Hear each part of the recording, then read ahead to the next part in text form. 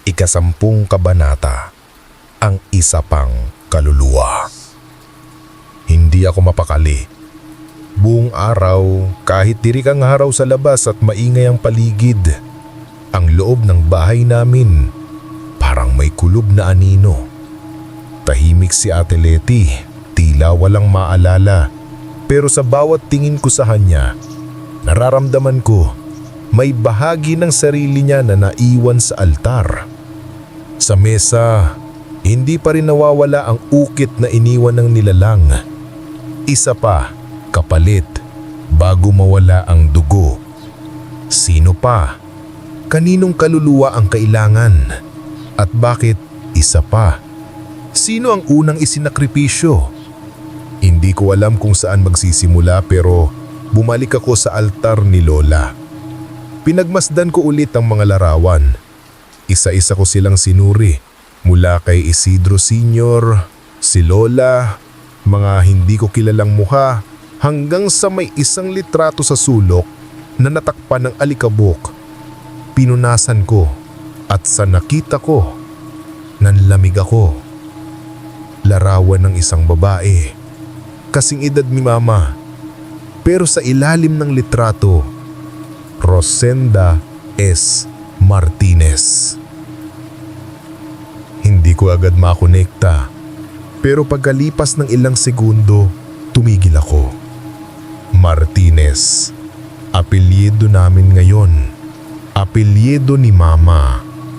Si Mama, isang salindilim rin.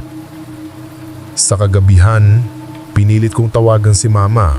Nasa Maynila siya. Nagtatrabaho bilang kasambahay. Hindi siya madalas tumatawag o bumibisita. Sumagot siya. "Ma," sabi ko agad. "Kilala mo ba si Rosenda Salindilim?" Sandali siyang natahimik. "Bakit mo yan tinatanong? May litrato ka sa altar ni Lola. Hindi ka ba si Rosenda?"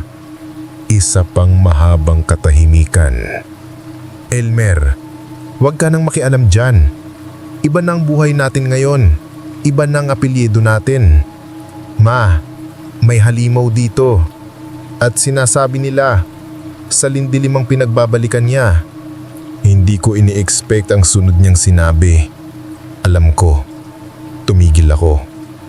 "Kaya kita pinalayo sa baryo. Kaya ako pinalitan ng apelyido mo. Pero bumalik ka. Kaya muling nagising ang binhi. Ma, sino ang hiningi niya noon?" Hindi siya sumagot agad. Ako. Ako ang dapat ialay ni Lola. Pero tumakas ako. Kaya ang kinuha niya ay ang kapatid mong lalaki. Nalaglag ang cellphone mula sa kamay ko. Wala akong kapatid. Akala ko ako lang ang anak ni Mama. Pero hindi pala. May isa pa. At siya ang naging kapalit. Sa hating gabi, bumalik ang tiktik. Ngunit hindi na siya umiikot sa bubong. Hindi na siya nagtatago. Tumambad siya sa labas ng bintana. Nakatayo. Nakangiti. At sa braso niya, may bit-bit siyang something. Maliit. Balot sa puting tela. Duguan. Hindi siya gumagalaw. Hindi rin ako. Para kaming naka-freeze sa oras. Tapos narinig ko ulit ang boses sa loob ng utak ko. Isang kaluluwa ang nainutang. Isang naibayad. Ngunit ikaw ang tunay na dapat isalin. Hindi sanggol. Hindi matanda. Ikaw. Kung natigilan ka sa revelasyon ni Mama, i-comment mo kung anong parte ang pinakanayanig ka. I-share mo ang kwentong ito sa tropang may sekreto rin sa apelyido nila. Baka may binubulong na rin sa kanila ang dilim. Abangan ang 11 kabanata, ang anak ng walang alaala. Dito malalaman kung sino talaga si Elmer at kung bakit siya ang hinihintay ng nilalang mula pa sa simula.